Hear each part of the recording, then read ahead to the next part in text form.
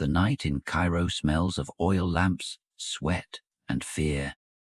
On the flat rooftops, tens of thousands of lamps are lit, turning the city by the Nile into a sea of artificial light amidst the desert darkness. The trembling flames illuminate narrow alleys where merchants whisper bargains.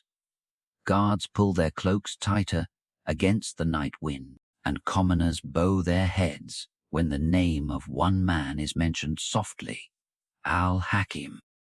He is the Caliph of the Fatimid Dynasty, the King of Cairo. But in the eyes of the populace, he resembles a ghost more than a human being. This morning he might order the taverns closed, ban a specific dish, or force women to stay indoors. Tomorrow he might suddenly change his mind. One decree, one sentence, and an entire neighborhood can turn from boisterous to deathly silent. This city lives on wheat, gold, and maritime trade. But when night falls, what feeds it is the fear of the unpredictable mood of a king who many whisperingly call the divine madman. Then comes a night when the palace gates open in silence. No escort, no display of power, just a man clad in a dark cloak, riding a small donkey, venturing into the darkness toward the mountain range. The guards let him pass. They are accustomed to Al-Hakim's strange nocturnal wanderings. But the next morning, when the red sun rises over the Nile, he does not return. There is no procession, no funeral, no body. Only ragged clothes found on the mountainside and countless rumors. How could a dynasty strong enough to erect a new capital named Cairo, the city of victory wealthy enough to light up the long night with oil lamps, tremble before the mood of one man, and then silently lose its king like that? And how did a Shia state that once challenged both Baghdad and Rome end, not with a bloody battle, but with the dry decrees of a general named Saladin? In this journey, we will go back 300 years from that night Cairo lost its king, to see how the Fatimids rose from the shadows, how they blazed at the pinnacle of power, and why they were swallowed by history to the point that the dynasty's name has nearly vanished, while the city they built remains bustling to this day. History this time will not be dry, but warm, sticky with blood, and smelling of burnt meat, amidst the flickering lights of the Cairo sky. If you pull the map off the table and leave the narrow alleys of Cairo, you will see that the story of the Fatimids begins not on the banks of the Nile, but in an Islamic world that was cracking into pieces. By the end of the 10th century, Abbasid Baghdad was still a glittering name on paper, but real power was riddled with holes. Tribes that once swore loyalty had set up petty dynasties, flew their own flags, collected their own taxes, and bestowed their own titles. In the west, another Islamic kingdom in Cordoba, on the Iberian Peninsula, proudly proclaimed itself caliphate, declaring that it was the one worthy of leading the Ummah. In between lay a Mediterranean, tangled like a ball of yarn, where merchant ships, pirates, Jewish traders, Byzantine spies, and Islamic clerics crossed paths incessantly. The Islamic world was built on the idea of a unified community under a single caliph. The reality of the early millennium, however, resembled a broken mirror. Religious and political cracks intersected like a spiderweb, the deepest of which was the fissure named Sunni and Shia. While the majority remained loyal to the Sunni order represented by Baghdad, small Shia groups everywhere whispered a different story about legitimacy, about the bloodline of the Prophet, and about the true heirs who had been robbed. It was in the cracks of that mirror that the Ismaili movement rose. Without a massive army, they had something else: anonymous missionaries. It could be a gentle merchant sitting on a mat selling cloth in the market, a scholar debating in a tea house, or a regular patron of a mountain inn. They did not draw war maps. They told stories, stories of a hidden lineage, stories of a day when a Mahdi, a Messiah, would appear to overturn the power game that Baghdad had arranged. From the Maghreb, a land the Eastern Caliphs viewed as distant, mixed, and ungovernable, rumors began to spread. Some claimed to have met men of Ali's lineage, others said they had seen letters from a secret center. In the coastal villages of Tunisia, tribal leaders suddenly realized they could choose a different flag, not the Abbasid one. In the oases amidst the desert, people heard the name of a new figure, Ubayd Allah, whom some believers called the Mahdi, and whom opponents accused of being a dangerous fraud. When Cairo did not yet exist, when al-Hakim was not yet born to make the city tremble, the Fatimid Dynasty was germinating in market conversations, in secret handwritten letters, and in the hatred for foreign tax collectors from the East. It was not a conquest by the sword, at least not initially, but a conquest by idea. Who do you believe is the worthy heir of the Prophet? At that same time, Egypt remained in the hands of nominal rulers loyal to Baghdad, but essentially acting on their own. The land along the Nile was still the granary of the world, a transit station for wheat, gold, and spices. It was rich enough to feed a distant court, yet far enough for the old masters to neglect. Those in power in Fustat understood they were sitting on a treasure, but they also knew they were alone. Egypt was both a jewel and a bait. Anyone bold enough would aim for it. The panorama, when the Fatimids stepped onto the stage, was just so.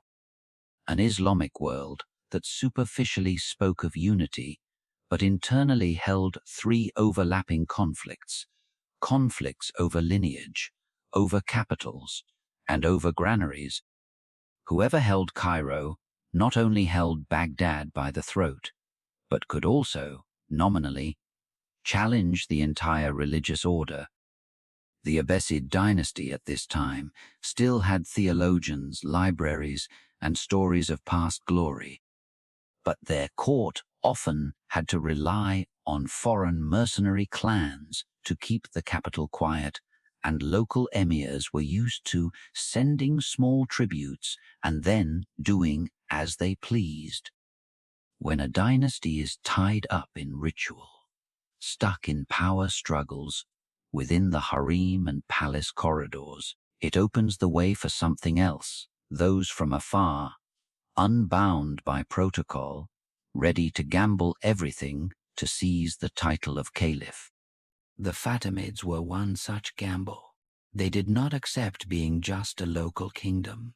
They confidently declared themselves the new caliphate, representing a different understanding of religion and power. That is why their story is bigger than a Maghreb dynasty or a religious rebellion. It is a grand lawsuit between two understandings of legitimacy in the Islamic world. Throughout this video, we will not just follow a dynasty being born, growing up, and dying. We will walk through three layers of questions. First, how could an underground movement based on a few hundred or thousand scattered believers turn into an empire that captured Egypt, erected Cairo, built Al-Azhar, and controlled the most critical trade routes of the time? Second, why did the very tools they used to climb to the top mercenary armies, powerful viziers, propaganda networks eventually turn around to bite the owners' throats? And finally, Why did a dynasty that once challenged both Baghdad and Rome end not with a bloodbath on the battlefield, but with a few lines changed in the khutbah, sermon, and the cold decision of a general named Saladin? Looking from afar, the Fatimids might just be a blurry name in history books, wedged between the Abbasids and the Ottomans, between Baghdad and the Crusades. But when examined closely, it is a giant laboratory of power. When religion becomes a political weapon, when a dynasty tries to use messianic ideas to justify itself, when armies and money are unleashed like a flood. And like every laboratory, it left behind both results and the smell of charred remains from failed experiments. From that big picture, we will now take a step back to the days when the name Fatimid was not yet known to the world, when it was all just a network of spies, clerics, and rumors silently eroding Baghdad's legitimacy in the distant lands bordering the Mediterranean. One of those threads of rumor eventually attached itself to the form of a specific human. In Ifriqiya, where modern-day Tunisia and parts of Algeria are, people began to mention the name of a stranger, Ubayd Allah. To the loyal, he was Al-Mahdi, the long-promised savior. To opponents, he was merely a dangerous impostor, exploiting the hunger for justice of the poor and dissatisfied. Ifriqiya at that time was not a peaceful place. It was the far edge of the Islamic world, contested by local dynasties, viewed by Berber tribes as their own land, and pressured by the sea, pirates, merchants, spies. Coastal cities like Kairouan or Mahdia were used to seeing flags change on the city walls while the lives of the people went on, as long as merchant ships still docked and wheat still flowed to the market. In that context, the name Ubayd Allah arrived not with a thunderous army, but through a network of messengers. Some recounted that he was being pursued by Abbasid henchmen and had to flee in disguise through towns. Others said he had quietly met with Berber tribal chiefs, promising them a new order where their voices would no longer be considered noise at the edge of the map. Whichever version was true, the commonality was, across the Maghreb, people who had long felt like second-class citizens in the eyes of Baghdad suddenly had a name to pin their hopes on. The Berbers, traditionally considered uncouth and less authentically Arab, became the core force for the new movement. They did not look at Ubayd Allah merely as a cleric, but as an opportunity to change roles on the historical stage. When the Ismaili missionary caravans arrived, they brought not only teachings but also a message. You are forgotten because you are far away. So are we. Let us build a new center in the West together, so we don't have to look up to Baghdad forever. A dynasty does not begin with a coronation, but from the moment enough people decide to believe in the same story over other stories. In the Maghreb, the Abbasid story was old, a distant court, speaking much of religious justice, but letting local tax collectors exploit, letting roads decay, letting tribes fight. The Fatimid story was new, a caliph from the lineage of Ali, appearing at the edge of the map, promising to correct the scales and restore honor to those looked down upon. When Ubayd Allah finally appeared publicly and proclaimed himself caliph, it was both a religious act and a political punch, straight to Baghdad's face. The Abbasids lost not only a tax-paying region but also their monopoly on legitimacy. From now on, the Islamic world no longer had just one caliph in Baghdad and a few rebels, but two capitals declaring themselves the center of righteousness. One on the banks of the Tigris, one in the windswept Maghreb. The first Fatimid court was set up not amidst the Egyptian pyramids, but in a modest palace in Raqqada and then Mahdia, looking out to the sea. There, a new court practiced speaking the language of power, taxes, minted coins bearing the new caliph's name, ambassadors, letters to tribes, appeals to more distant regions. The Fatimid Caliph issued decrees, minted currency with his titles, established a bureaucracy, and most importantly, continued to nurture the Ismaili network, the invisible heart of the dynasty. The Ismaili missionaries at this time were like nerves, connecting a tiny brain in the Maghreb to the entire body of the Islamic world. They went to Yemen, to Syria, deep into Iraq, even worming their way into cities under Abbasid rule. They were not soldiers, but they were more dangerous, for they carried the ability to plant questions in the minds of those who thought the current order was immutable.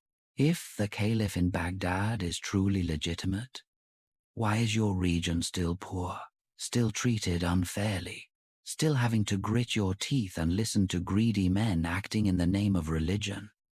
Meanwhile, the Fatimid court in Ifriqiya also had to face a harsh truth. A caliphate cannot survive on ideals alone. It needs money, grain, merchant ships, seaports. The Maghreb gave them loyal tribes and a strategic position, but it did not give them what Baghdad had, a massive, stable granary. Increasingly, their gaze was drawn eastward, along the coast, stopping at a green strip stretching amidst the desert. Egypt, under nominal rulers loyal to the Abbasids, looked like a rich shop owner who couldn't afford a safe. The Nile rose regularly, leaving behind silt and wheat. Ships from the Red Sea carried incense, silk, and spices. Merchants passed through here to enter the Mediterranean, but the ruling court was weak, divided, and factional. They sent tribute to Baghdad, but they also knew that if Baghdad weakened just a little more, no one would come to save them when others bared their fangs. The Fatimids saw two things in Egypt: an economic solution and a symbolic springboard. Everyone knew that whoever held the granary of the Nile would have a voice at the regional table. But there was something deeper. Whoever held Egypt could declare that they were no longer a dynasty at the edge of the map, but a new axis, a new pole for the entire Mediterranean, a direct counterweight to Baghdad and any other Islamic capital. The question was no longer should we look to Egypt, but when and how. And this is the point where the Fatimid story shifts from the shadows of propaganda to the glaring light of war. From a network of spies, they had to learn how to maneuver armies, appoint generals, and face cities with high walls and deep moats. That was also when another name stepped onto the stage: Jawar, a man who was once a military slave, who became the architect for the greatest leap in Fatimid history. But before Jawar's sword-bearing armies saw the waters of the Nile, something else was silently happening. The image of the Baghdad Caliph in the eyes of many Muslims was no longer the shadow of a spiritual guide, but resembled a distant king, surrounded by officials looking out for their own pockets. Meanwhile, the Fatimid promise, though perhaps embellished, struck a chord: a new young dynasty from the edge of the map, bringing the story that the forgotten ones can also become the center. The entire Islamic world at this time was like an old house, walls cracked, roof leaking, the owner continuing to show off old certificates of merit. The Fatimids were not the storm that would collapse the house immediately. They were the poor neighbors from years ago who suddenly had money, friends, and quietly bought the land out back. When they decided to open the gate, walk around and knock straight on Egypt's door, it was not just a war, but a declaration. We no longer want to just sit at the edge. We want to redraw the map. From market conversations in the Maghreb to the decision to look toward the Nile lands, the Fatimids had passed through the phase of secret genesis. They were no longer the long shadow of an Ismaili sect whispering of salvation, but began to become a dynasty with territory, cities, and armies. And once a dynasty has tasted the feeling of minting coins with its name and planting flags on city walls, the question, should we stop, ceases to exist. To the east, along the desert and coast, Egypt was waiting, both as a fat bait and a locked door. When Jawar appeared, leading a Fatimid army toward it, the story from here on would not just be about ideas and sects, but about blood, wheat, and bustling Mediterranean ports suddenly changing owners. That would be the moment Cairo, from zero, began to be drawn on the map. When Jawar led his troops out of the Maghreb, he did not carry a wealthy empire, only a promise and a very practical reason. If the Fatimids did not seize a richer land, the dynasty would suffocate at the edge of the map. In the desert, his army looked not much different from any other nomadic army. Dust, sweat, the sound of camels snorting, flags that mostly held meaning only to those who carried them. But in Jawar's mind, Egypt was not just a target, but the key to turning a religious movement into a proper caliphate. Egypt at that time belonged to rulers who were nominally loyal servants of the Abbasids, but in reality were petty kings. The court in Fustat was used to taking orders from Baghdad on paper, then doing things their own way in practice. They knew Baghdad was weak, but they also knew they were sandwiched between the desert and the sea. They were rich, but lonely. And loneliness in politics is sometimes more dangerous than poverty. Jawar understood that very well. When he moved his army close to Egypt, he prepared not only battle formations but also letters, contact, and promises to officials and generals who were tired of their old masters. The door to Egypt, therefore, did not open with the sound of cannon fire, but with the quiet creak of hinges long unoiled. Some outposts surrendered, some generals chose to stand aside and watch, some traded submission for new titles under the Fatimid reign. When the Fatimid army entered Fustat, there was no scene of the city burning in a sea of fire, but a strange layer of atmosphere. The townspeople looked at the new flags, heard the prayers that were still in Arabic, still in the name of God, but changed in a small yet massive detail. The name of the caliph recited was no longer the one in Baghdad, but one whom many had never heard of. For the people, the immediate priority was whether the wheat was still there, whether trade could continue. For Jawar, this was a historic moment. The granary of the entire region had changed hands, but Jawar did not stop at hanging new flags on old walls. He knew Fustat was too old, too mixed, too attached to the old order. If the Fatimids wanted to announce to the entire Islamic world that they were the new center, they needed a new stage. So, north of Fustat, on a barren patch of land, amidst the sounds of donkeys and hammers, a city began to be drawn. The name chosen was not humble at all: Al-Qahira, the city of victory. Traditional stories tell that when Jawar's astrologers looked at the sky, they saw Mars, the planet of war, in a strong position, and they decided to use that image to name the city. The legend may be embellished, but the important point is, this was not just a new residential area, but a manifesto. If Baghdad prided itself on being the golden cradle of the Abbasids, the Fatimids now had a capital minted from the desert to look straight east and say, "We too are the Caliph." Al-Qahira initially was not the giant Cairo of later times. It was a zone of fortifications and palaces, a fortress for the new court. Jawar built high walls, strong gates, and straight roads connecting military quarters with the future caliph's mansions. The old city of Fustat and the neighborhoods around the Nile remained where commoners lived, traded, and raised families.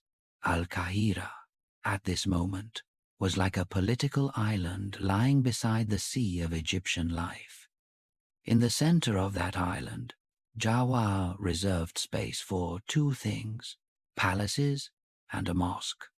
Two palaces, facing each other, formed a complex of power where the caliph and his family would live in a world separated from the crowds. And nearby, another structure began to rise, with domes and courtyards, gradually bearing the name that would resonate for 1,000 years, Al-Azhar. When the first bricks of Al-Azhar were laid, the designers were not thinking it would be the famous Sunni school of later times. They thought of the very practical needs of the new dynasty. The Fatimids needed a center to train Ismaili scholars, a place to explain doctrine, to send out missionaries, to build an intellectual class loyal to their caliph. Al-Azhar, in its initial concept, was a propaganda tool wrapped in the form of a mosque and school. It was the dynasty's loudspeaker, only this loudspeaker was built of stone and time. In the early years under Jawar and the new caliph, Fatimid Egypt was like a machine just reassembled. The tax collection system was adjusted to fit the needs of the court in Al-Qahira. The granaries along the Nile were more strictly controlled, because now wheat fed not only Egyptians but the ambition of a caliphate wanting to radiate across the Mediterranean. Seaports were fortified, merchant ships protected in exchange for fees and political loyalty. In the markets of the new Cairo, people began to see faces different from the locals. Merchants from the Maghreb, Jews bringing extensive trade networks, Eastern Christians seeking refuge under the shadow of a pragmatic Shia court, as long as they paid their taxes. The new empire, though bearing a very clear religious color, still understood an old truth. Money has no smell, but it has a very loud voice. Accompanying prosperity was a new kind of fragility. When Egypt was an Abbasid province, it belonged to a wider order, even if that order was rotting. When it became the center of a separate caliphate, Egypt carried the ambition of the entire Fatimid cause on its shoulders. If the Nile rose in season, the rice was good, and the granaries full. The dynasty could scatter gold to buy the loyalty of the army, the cities, and adventurers ready to place bets. If the water did not come, or came off rhythm, the cracks would appear very quickly. For the common people, the first changes perhaps did not bear the names Sunni or Shia, but very simple names.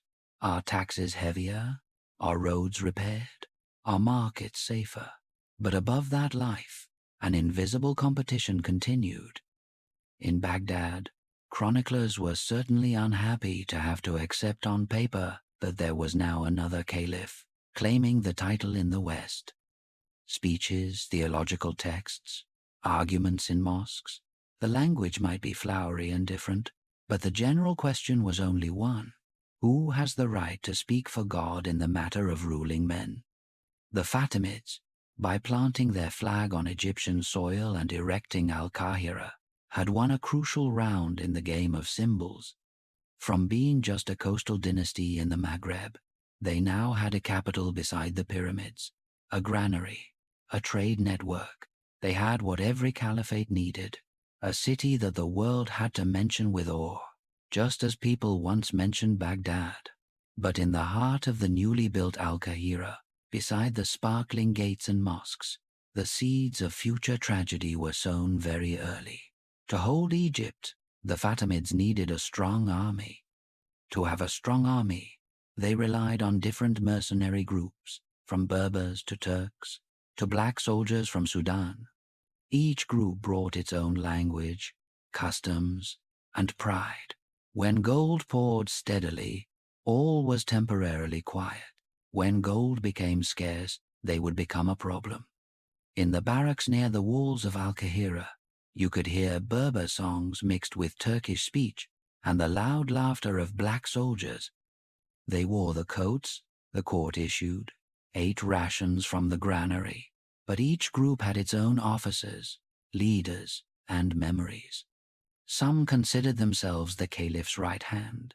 Others considered themselves the vizier's men, not men of some abstract dynasty. On boring nights, when illicit wine was passed around, the question who really rules here could be spoken with all sorts of tones. Increasingly, The Fatimid Caliphs depended more on viziers and military commanders to keep Cairo and Egypt stable. A court with more rituals, heavier parades, and busier feasts needed others to do the dirty work. Those dirty work doers, from the role of tools, could easily become the ones holding a knife to the master's throat when the times changed. Below, the populace also began to feel the slight tremors that the court might not have seen, or deliberately chose not to see. A few years of the Nile arriving late, a few poor harvests, bread prices rising, and the curses in the market changed. The most mysterious curse in Egypt came not from sorcerers, but from mothers having to tear bread into small pieces for their children. Any caliph who cannot keep the Nile, the gods will also turn their backs on. When the economy was good, religious conflicts were covered by the grease of commerce. But whenever the economy wobbled, differences Sunni versus Shia, Muslim versus Christian, Arab versus Berber versus Sudanese had an excuse to surface. A brawl in the market between two men over the price of goods could quickly blow up into "that group insulted our faith." And when the army consisted entirely of great, disparate groups, each attached to a community, a vizier, or a high official, extinguishing these small fires was not always easy. In the palace, factional infighting around the caliph gradually became more complex than the trade map outside. Each soldier clan, each scholar group, each rising noble family had a candidate, an interest, a philosophy to justify their ambition.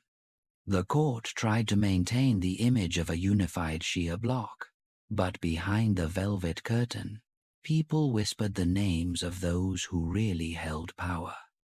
A vizier with a private army, a naval commander controlling the ports, an official holding the keys to the granary. That is the paradox of the Fatimid Golden Age. Externally, Cairo shone like a jewel, where the Islamic world, Byzantium, and sub-Saharan Africa met. Internally, the strings of power were tangled like a spider web, just waiting for a strong tug to shake the whole net. When the dynasty was on the ascent, those cracks looked like the natural texture of stone. But history has a habit of testing the load-bearing capacity of every structure with sudden punches. That punch, for the Fatimids, came not only from the outside, from the Crusaders, from the Sunni powers in the east, but from within. From a caliph named Al-Hakim, who would stand at the intersection of all these fractures. When he ascended the throne, Cairo was rich, complex, and multi-ethnic to the point that any decision of his could cause aftershocks across multiple layers of society. And history, as usual, did not give the dynasty time to learn how to handle such a character smoothly.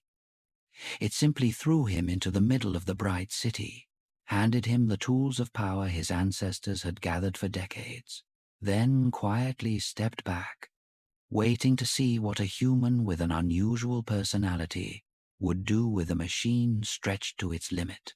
Al-Hakim ascended the throne when Cairo was still drunk on victory, when everything the Fatimids built in Egypt was still new, shiny, and seemingly invulnerable. He did not step onto the throne of a dying dynasty, but of one near the top of the curve, wealthy, confident, possessing a capital just erected from sand and sweat. But amidst a smooth political machine, Al-Hakim himself was an oddly shaped cog. He was born in the palace of Cairo, unlike Ubayd Allah who had to flee through the Maghreb, nor like Jawar who had to walk across the desert. For Al-Hakim, the world upon opening his eyes was already high walls, bright lights, cheering crowds, endless rituals. The Fatimid throne, in the eyes of a boy, was perhaps not a destination, but a given fact, like the annual Nile flood, like the stone pillars in the palace courtyard. When his father died, he was very young, and the surrounding court quickly filled the void with experienced hands. In childhood, al-Hakim was surrounded by two things: excessive reverence and excessive surveillance. As the caliph's son, he was taught that he was the center of the entire political and religious universe. But as a green heir, he was also suspected, surrounded by people always ready to whisper about keeping this boy under control. To some in the palace, the boy was just a living seal for them to stamp on decrees they drafted themselves. It is not strange if a child growing up in that atmosphere develops an obsession with absolute power. When al-Hakim began to truly grasp power, he had something many predecessors did not: the memory of being looked down upon, led by the nose, treated like a puppet in the hands of regents. When given the chance, he reacted in an extreme way. If in the past everyone spoke for him, now he would speak to everyone himself, down to every street corner. Cairo soon realized the new caliph was different. Not just different because of his youth, but because he liked to be everywhere. It is told that he often rode a horse or donkey into the streets at night, passing through markets, eavesdropping on how the commoners spoke of him. To the people, it was both terrifying and fascinating.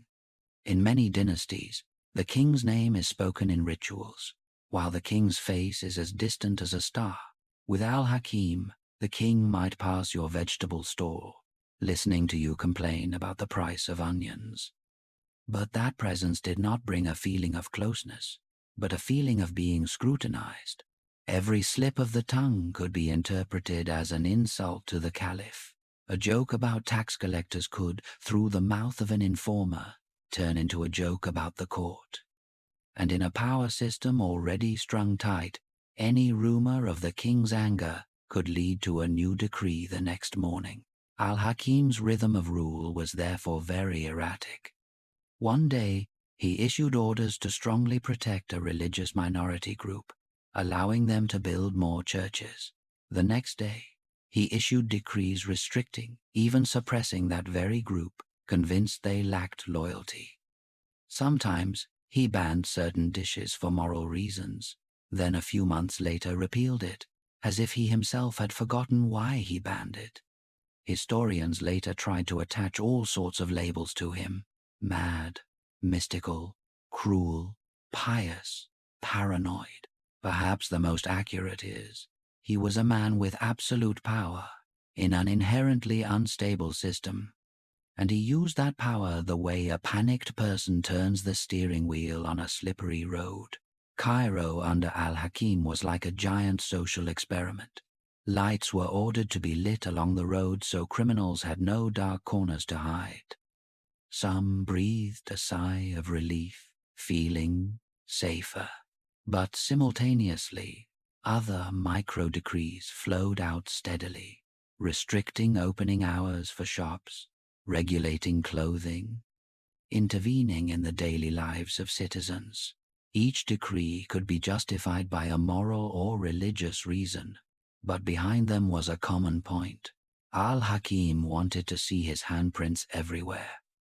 From the balcony, he could see Cairo like a giant tapestry, but instead of just sitting there and letting officials handle the rest, he wanted to pull every single thread.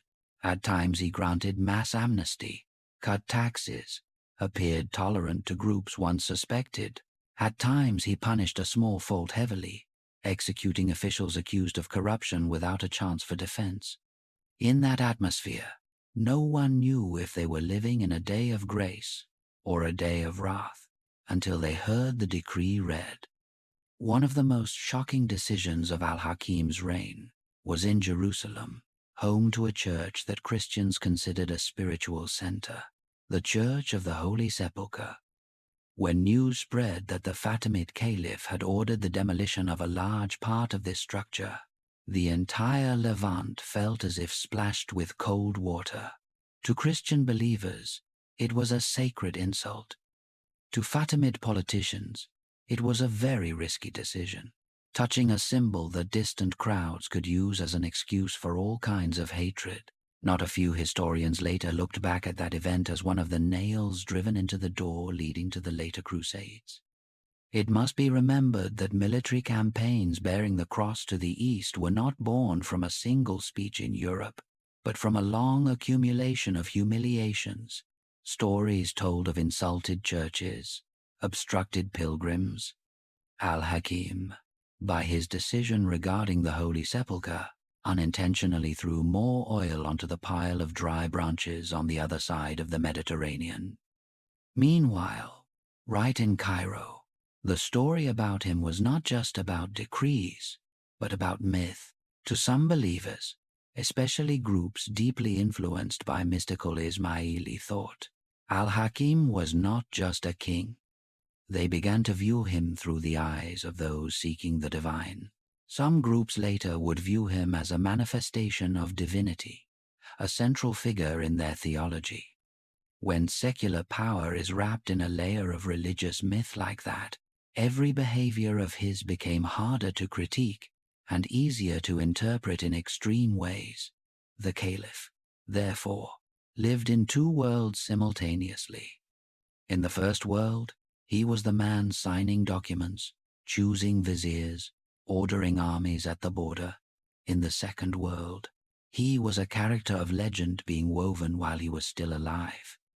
The moment a human hears too many times that he is the light of God or the embodiment of truth, it is very hard for him to still see himself simply as a ruler who must balance the budget and stabilize society. Al-Hakim's brilliance, if one can call it that, lay in his ability to look through the curtains of ritual to see the court rotting. But the very way he reacted to it, by bursts of decrees rather than systematic reform, pushed everything to the brink. When he purged a group of nobles or a vizier for suspected treason, he might have extinguished a real plot. But he also sent a message to everyone else that here, loyalty was not enough. They also had to guess the mood of a single person correctly. In that context, the army, already factionalized, had even more reason to grip their weapons tightly. The vizier, already used to running things for the king, created even more private networks. And outside the palace, the populace woke up daily with a small but very real worry. Today, are the rules of the game the same as yesterday? Then one night, amidst all that, Al-Hakim left the palace. It was not the first time he went out at night. Guards were used to seeing the king's silhouette in a dark coat, sometimes with a few confidants, sometimes nearly alone. But that night was different in that it was the last night. The Caliph set off toward the rocky hills east of Cairo. No large entourage, no religious ritual. If anyone saw him, they probably just thought it was another one of his odd wanderings, part of the abnormal picture of this king. The next morning, when the mist over the Nile had not yet cleared, rumors began to run. Guards asked each other, "Last night, did anyone see the king return?" People inside the palace waited for the familiar sound of the entourage, but all was silent. Initially, the silence was just annoying. Then it became uneasy. Then it turned into panic. When patrols were sent to search, they did not find the caliph. They only found ragged clothes suspected to be his, scattered in the mountainous area. No body, no witnesses, only a void. In a dynasty where everything revolved around the face and name of one person, that person disappearing without explanation is the worst nightmare. If a king dies in battle, one can speak of a heroic death. If a king is assassinated, there is a culprit to hate, to blame, to hang on the city gates. When a king disappears into the night, with no body, no killer, no message, the court does not know what story to tell the people. That very void was the most fertile ground for myth. Some whispered that the king was killed by enemies, the body thrown somewhere not yet found. Some said he voluntarily left the world, went to the mountains to cultivate himself, and would return one day. More extreme groups believed he did not die, but merely withdrew from mortal eyes. To them, Al-Hakim became a figure transcending historical limits, stepping into the blurry zone where humans touch mythology. As for those who had to run the country, the story was less poetic.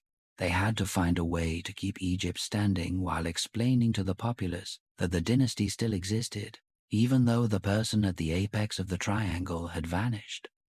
They had to find a way to utilize or extinguish the myths blooming around Al-Hakim's name, depending on their interests. And they had to handle a naked truth that no power system wants to admit. The dynasty had let too much power and meaning concentrate in a single individual, to the point that when that individual vanished, everything wobbled. Al-Hakim's disappearance is one of the strangest moments in medieval Islamic history. It is like watching a grand play, with the main character occupying the entire stage. Then suddenly the lights cut out in the middle, and when they come back on, that character is gone. The set is still there, supporting actors are still there, props are still there, but both the audience and actors are confused, not knowing the next line. The Fatimids, from after that night, stepped entirely into a new phase. This was the phase where the Caliph, though still existing by name and bloodline, was gradually pushed to the back, ceding the stage to those who once stood in the shadows, viziers, army commanders, engineers of a new order, and they, not the caliphs, would be the ones truly deciding the fate of the dynasty in the following century. The problem is, once the knife has slipped from the king's hand into the hands of the vizier and the army, it is very hard to take back. These people will say they are only holding power for the dynasty, but history has a habit of leaning toward the one holding the sword. In Cairo, after Al-Hakim, you still hear prayers ringing from mosques, still see merchants crowding the markets, still see southern grain floating to the granaries. But if you ask who really rules here, increasingly, the answer mentions the caliph less, and mentions the name of a vizier of military slave origin more, who would suppress chaos with an iron hand and inadvertently place the dynasty on an irreversible trajectory. What Al-Hakim left behind was not just a few bizarre decrees and a destroyed church in Jerusalem. He left behind a dynasty accustomed to propping itself up by reflex, not by plan, a city accustomed to living in tremors, and a deep fissure between the nominal caliph and the reality of power. That fissure would be the place where names like Badr al-Jamali and then Saladin would place the blade of their lever, lift the whole dynasty up, turn it, and gently place it into the grave, needing almost no excessive bloodshed.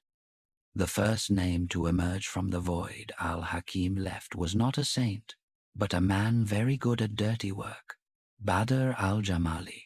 When the Fatimid court began to wobble after years of upheaval, Cairo was like a rich house that had just experienced an earthquake. The walls still stood, but the cracks were visible. Mercenary groups took turns seeing how much power they could pull. Every neighborhood heard rumors of coups, of new viziers rising and falling, famine, erratic, Nile floods, and border wars meant the granaries were never as full as before. In that state, the caliph nominally remained the center of the universe, but in reality, he was like a lamp blown by wind from all sides. Badr al-Jamali appeared in that context like a man called in to take out the trash, but bringing an iron broom. He was born in Armenia, initially a military slave, then gradually climbed the command ladder. His experience was not theological debate or writing decrees, but suppressing rebellions in unruly cities. The Fatimids, desperate because local viziers could not control Cairo, sent a letter inviting him from Syria. They hoped a hard hand would reconnect the fraying strings.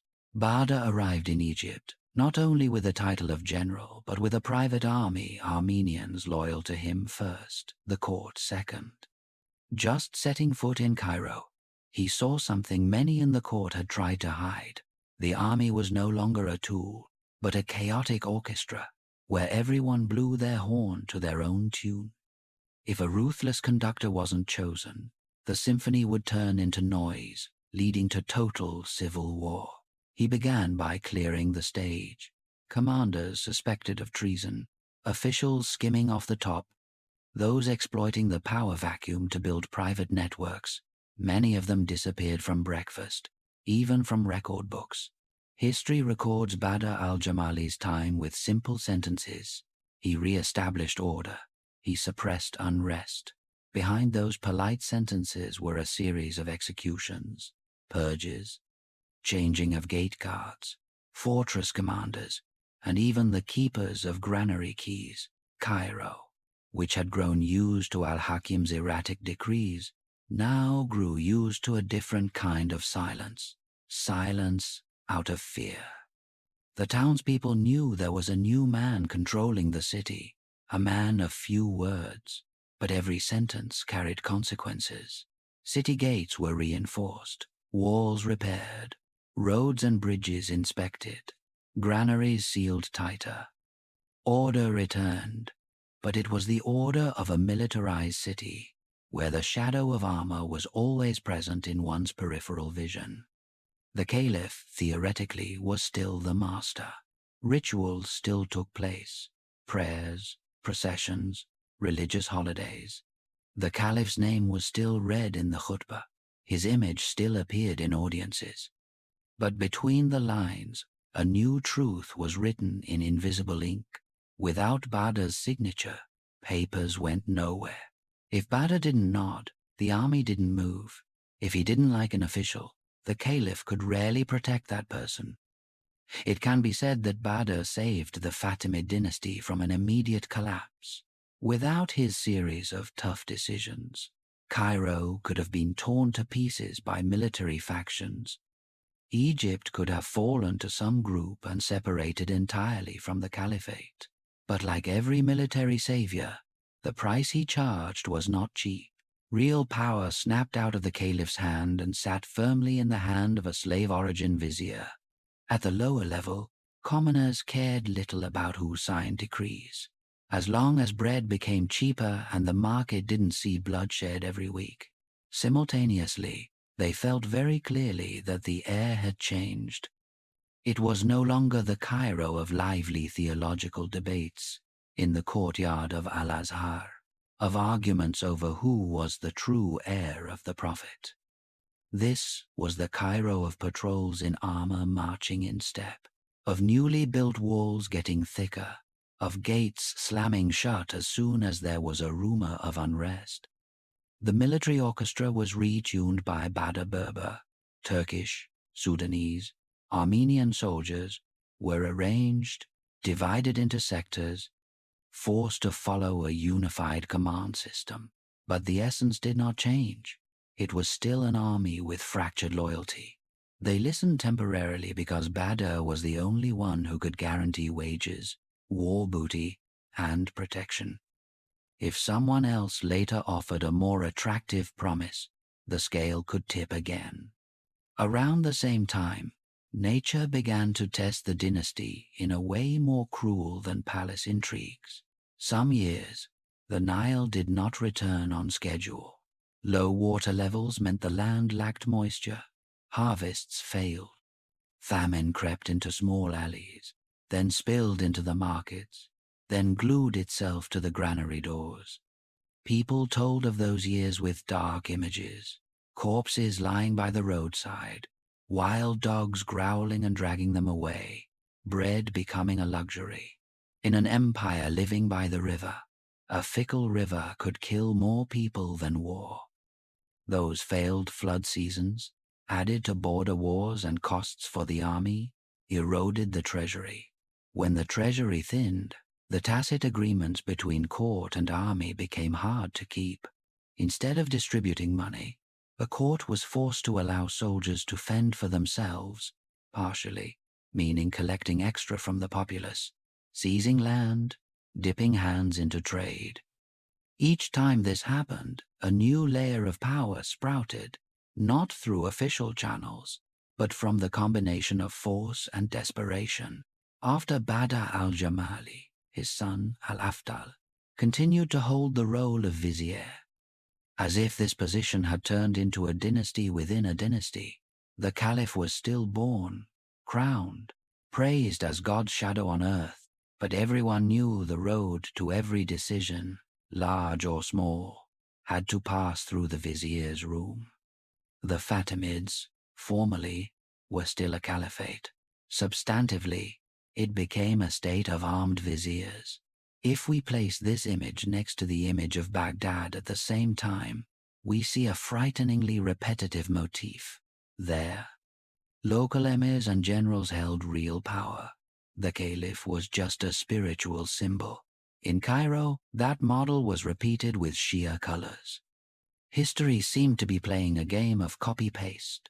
Every time a dynasty concentrated too much power in the hands of one individual, then let the bureaucracy and army bloat, a Badr of some sort would appear, saving it by making it accept that the king statue was now just an ornament. While the court was busy maintaining internal balance, the northern horizon began to show other signs. In Anatolia and Syria, the Seljuks and other Sunni powers were rising, rippling with declarations of protecting orthodoxy, protecting order against heresy. To them, the Shia Fatimids in Cairo were not just political rivals, but religious rivals. Competition took place not only militarily, but through sermons in mosques, through books, through letters calling for cities to switch camps. Simultaneously, in a corner even further off the map, stories of the Church of the Holy Sepulchre being destroyed, of Christians being discriminated against, continued to be retold, embellished for easier listening in European halls. That accumulated frustration would eventually explode into the Crusades, pouring tens of thousands of warriors bearing the cross into the east. When these armies appeared for the first time on the coast of the Levant, the Fatimids would find themselves no longer proactive on the stage, but standing on the dividing line between storms from two directions, Sunni from the east, Crusade from the northwest. Amidst all that, Cairo still tried to appear normal. Markets still opened. Al-Azhar still lectured. Rituals remained full. But if you walked around the city gates, you would see walls higher, moats deeper, barracks more crowded. The city was no longer just the capital of a confident dynasty reaching out, but the fortress of a dynasty beginning to shrink, accepting life in a permanent state of alarm. At a deeper level, people gradually got used to mentioning the vizier's name before the caliphs when talking about real power. Badr's time, Al-Afdal's time became easier markers than Caliph X or Y's time. When history is divided by the names of officials who do not bear the title of caliph, you know the dynasty has traveled quite far from the day it was erected with the dream of a true caliphate. But even powerful viziers could not keep Cairo safe from every storm forever. When the Crusades hit the Levant, Jerusalem, the city where Al-Hakim once left a deep wound, would become the point of contention between Fatimids, Seljuks, and then knights bearing the cross. The holder of Egypt would have to decide: withdraw into defense, shake hands with whom, betray whom, abandon which land to keep the Nile granary. Each choice carried a price that a few decades ago they had never imagined. The Fatimids at this time were like a tightrope walker over a rising Nile. They had built the rope. They used to walk very well. They had shown the world they could walk back and forth between Maghreb, Egypt, and Levant on steady feet. Now, the water rose high, the wind blew hard. New audiences, Seljuks, Crusaders had arrived. And in hand, the balance pole was no longer held by a caliph with theological dreams, but by viziers, generals, people calculating in troop numbers, boat numbers, wheat sacks. But before Saladin stepped into Cairo, the Fatimids had to endure a series of additional punches. this time coming from those wearing iron coats with crosses on their chests. Rumors of strange armies from the west coming to the Middle East began to seep into the tea houses and ports of the Levant from the end of the 11th century. At first, they sounded more like scare stories than news. People spoke of blonde knights, shining armor, bearing crosses, marching as pilgrims while holding swords. For the Fatimids in Cairo, the worry at that time lay elsewhere. Their direct opponent in the Levant region was Sunni powers like the Seljuks, not these people from afar who didn't fully understand what complex land they were stepping into. There is an ironic moment that historians love to recall. Just shortly before the Crusaders took Jerusalem in 1099, the Fatimids themselves took advantage of the Seljuks' confusion to recapture this city. In Cairo's eyes, it was a wise move, reclaiming a sacred symbol while gaining an advantage over the Sunni rival. But they underestimated the wave that was coming. When the armies bearing the cross spilled down, they didn't distinguish carefully between who was Shia, who was Sunni, between who had just retaken the city from Seljuk hands. They saw an Islamic Jerusalem, and they took it with a storm of blood. News of the massacre of 1099 fell into Cairo like a stone, into a lake already full of waves. People retold scenes of crusaders slaughtering in the city until blood reached horses' necks, of mosques, churches, streets flooded with bodies. The level of exaggeration in the stories might vary, but the common emotion was humiliation. The Fatimids had lost Jerusalem to those from another world, right after trying to wrest it from a Sunni rival. This was no longer an internal game between caliphates, but the intrusion of a new language of violence. The Fatimids reacted by throwing troops out to counterattack. The Battle of Ascalon played out as a desperate attempt to prove Cairo still had teeth. Armies from Egypt advanced to confront the Crusader forces, swords and spears clashing by the sea. But despite moments of bravery, the Fatimids did not regain Jerusalem. The Levant was gradually cut into slices of Crusader kingdoms, like a serrated cut into the land the Fatimids once dreamed of controlling. From that point, Cairo's strategy shifted from attack to living with the wound. They lost most of the Levant, keeping a few coastal cities and fortresses, signing temporary agreements with Crusader kingdoms, accepting a level of permanent insecurity. Egypt became a granary and a rear base, but no longer the host on that disputed land. Every time troops had to be sent to save a Levantine city, the granary on the Nile grew a little thinner. Meanwhile, to the northeast, Sunni powers like the Zengids and Nur al-Din in Syria began looking at Egypt with different eyes. They both hated the Crusaders and distrusted the Shia Fatimids. In their eyes, Egypt was a double prize. If captured, they would cut the Crusader logistics line, end a detestable Shia rival, and seize the Nile granary. From here, Egypt was not just a target for one side, but bait for two packs of wolves. The years in the mid-12th century, therefore, were a persistent nightmare for the Fatimid interior. Internally, the court was still the stage of viziers, of soldier groups. Externally, the spearhead of the Crusaders sometimes pointed at Sinai, while the greedy gaze of Nur al-Din from Damascus tracked every weak sign from Cairo. If the dynasty were still in its prime, they might have turned the danger into opportunity, playing the game of balancing two sides. But this was an old, tired Fatimid, used to asking the vizier to solve everything for them. In that context, a character named Shawar emerged in Egyptian internal politics. He was a clever, glib vizier, but ambitious and reckless. Initially, Shawar held power like any other vizier, using his army and connections with soldier clans to control the young caliph in Cairo.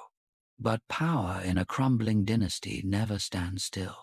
A rival, Dergam, overthrew him, pushing him out of Cairo. Shawar, instead of accepting defeat, decided to do what every dynasty fears most: invite outsiders into the house. He ran to Damascus, kneeling at the feet of Nur al-Din, asking for help. In return, he promised to place Egypt under Syrian influence. For Nur al-Din, this was a golden opportunity. He sent an army commanded by General Shirkuh, bringing along a nephew who looked quite quiet at the time, Saladin, down to the south. They ostensibly came to help Shah regain the vizier position, but everyone knew they had another question in their heads. If they had already stepped into Egypt, why stop at vizier? This intervention opened a dramatic period where Egypt turned into a chessboard where every piece had 2 or 3 faces. Shah used Shirkuh to kick Dergam out, then panicked when seeing the Syrians staying too firmly. He turned to the Crusaders, asking them to intervene to chase out the Syrian force in exchange for many concessions. Palestine, Sinai, coastal fortresses witnessed scenes of Syrian troops, Crusader troops, Egyptian troops chasing each other, temporarily allying, then betraying, like a play that the audience outside found hard to keep up with. In that play, Saladin initially was not the main character. He was Shirkuh's nephew, a capable officer, but not the most prominent face. Records describe him in this period as a man of few words, fond of reading, preferring privacy, sometimes appearing reluctant before the overly blatant power games. But war and diplomacy in Egypt were a brutal school. Every siege, every negotiation with Crusaders, every time seeing how Shah changed sides as fast as flipping a hand, were lessons on the nature of power that Saladin understood in a very unique way. The most tragic climax of this period was the scene of Fustat, the old city of Egypt, being set on fire by Egyptian hands themselves. In 1168, facing the threat of a major attack by King Amalric of the Crusaders, Shah panicked. He did not want to let a wealthy city fall into enemy hands and turn into a base against Cairo. Instead of reinforcing defenses, he ordered evacuation and the burning of Fustat. For days, fire swallowed houses, markets, mosques, temples. Black smoke rose to the sky, reflecting on the river surface, as a declaration that the dynasty was ready to self-amputate a part of its body to keep the rest. For the common people, that was an unforgettable memory. They saw their homes burn, goods vanish, streets once crowded turn to ash. Egypt, once the region's granary, witnessed one of its key cities incinerated not by the enemy, but by the vizier's order. If one wants to find an image symbolizing the final phase of the Fatimids, that scene is a heavyweight candidate, a dynasty burning its own history to buy a few more years of life. Shirkuh finally prevailed in that vortex of alliance and betrayal. He killed Shah, personally becoming the vizier of the Fatimid Caliph. But destiny turned another way. Just a few months later, Shirkuh died suddenly. The power vacuum opened once again, and this time many eyes looked at his quiet nephew. In a twist that perhaps even he did not expect, Saladin was appointed vizier of Egypt. That moment, if frozen, would show a very strange power diagram. Nominally, Egypt still belonged to the Fatimid Caliph, a sickly young man named Al-Adid, surrounded by Shia nobility, Ismaili priests, people who had lived off this dynasty for generations. Additionally, Egypt now had a Kurdish Sunni vizier, representing Nur al-Din's influence in Syria. Surrounding them were soldier clans, each group loyal to a different purse and memory. And outside Egypt, King Amalric of Jerusalem still dreamed of reinvasion, while Nur al-Din wanted to make sure his man in Cairo didn't betray him. Saladin, sandwiched between all those forces, chose a strategy different from Shah. He didn't switch sides chaotically. He began to do what few had the patience to do: Build slowly. Before Caliph Al-Adid, he showed respect, kept rituals, did not touch Shia symbols directly. Before Syrian officers, he kept relations, reminding them he was still Nur al-Din's man. But in the shadows, he gradually dismantled the pillars of the Fatimid house. He started by changing the legal and religious apparatus. Shia Qadis were gradually replaced by Sunni Qadis. Ismaili missionaries had their activities restricted. Budgets for the old propaganda system were cut. Every position in the army he filled with his own men, people who knew their future was tied to Saladin, not to the Fatimid dynasty everyone felt was gasping for air. Meanwhile, for the common people, he tried to do simple but important things: reduce taxes, stabilize food prices, reassure the markets after years of burning and looting. Saladin's talent was that he understood the danger of any overly blatant action. If he overthrew the caliph immediately, the old loyalist groups would resist. Nur al-Din might suspect he was just building a private empire. Crusaders would exploit the chaos. So, he let Al-Adid sit on the throne, organized full rituals, maintained the Shia face of the court, while underneath, the system gradually transformed into Sunni, pro-Abbasid, pro-Syrian. When Nur al-Din died, Saladin's role became even more complex. He was no longer a dependent general, but the man holding Egypt, having an army, having a granary, having experience dealing with crusaders. In a moment, the Islamic world looked up and realized the scale had tipped. The center of anti-crusader resistance no longer lay just in Damascus, but was shifting toward Cairo, where a Sunni vizier was running a Shia caliphate like a hollowed-out tree trunk. The decision to end the Fatimid dynasty was therefore not a whim, but the result of years of preparation. In 1171, when Al-Adid was gravely ill, almost no longer capable of interfering in state affairs, Saladin understood the time had come. He did not march troops into the palace, did not execute en masse, did not stage a show trial. He only did one seemingly small thing that was terrible, symbolically, in the Friday prayer in Cairo. The name of the Abbasid Caliph in Baghdad was read in the khutbah, replacing the Fatimid Caliph's name.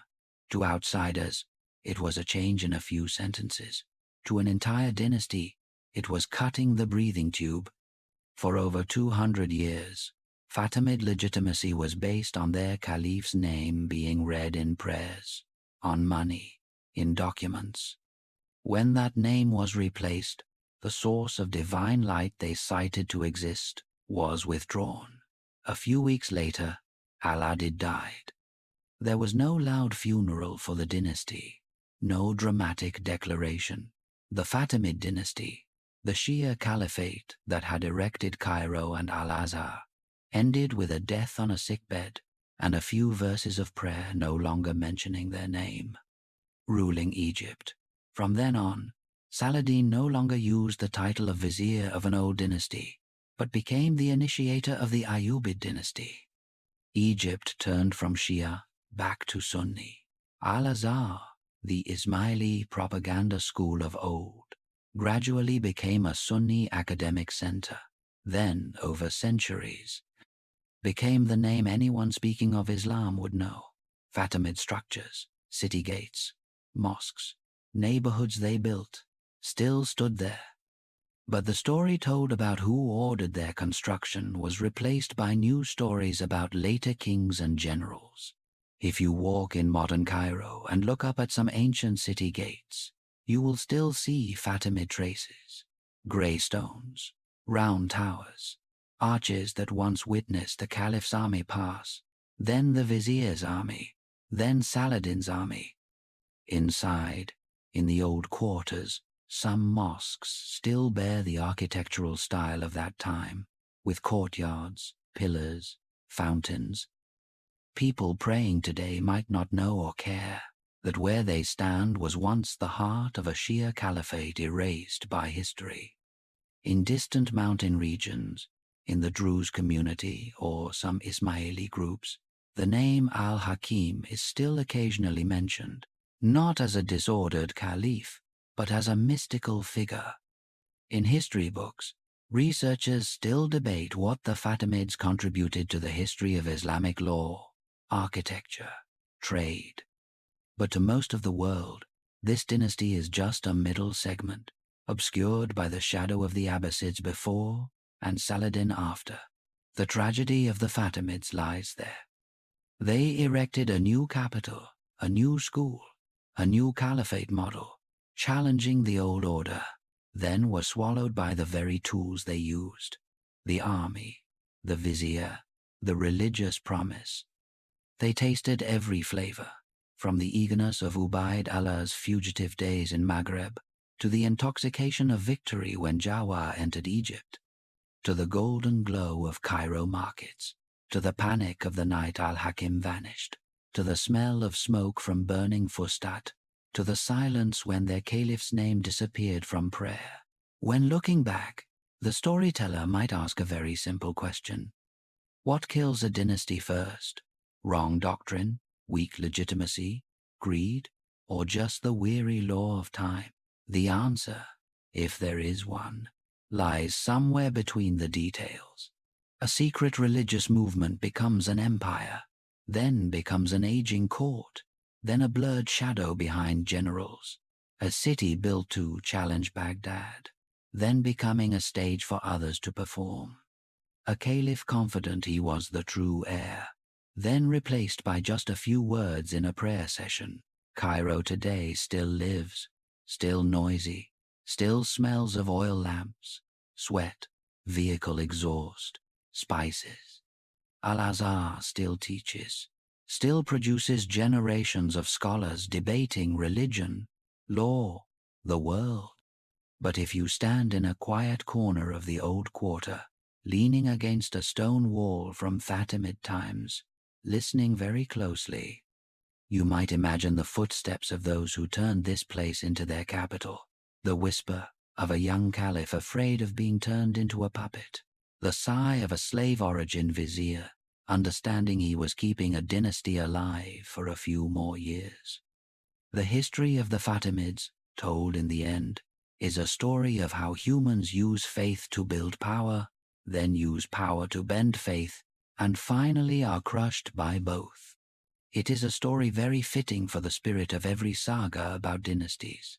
Glory beginning with an idea, brilliance thanks to blood and gold, then ending in silence, while stone, river, and city continue to exist, as if nothing special had happened,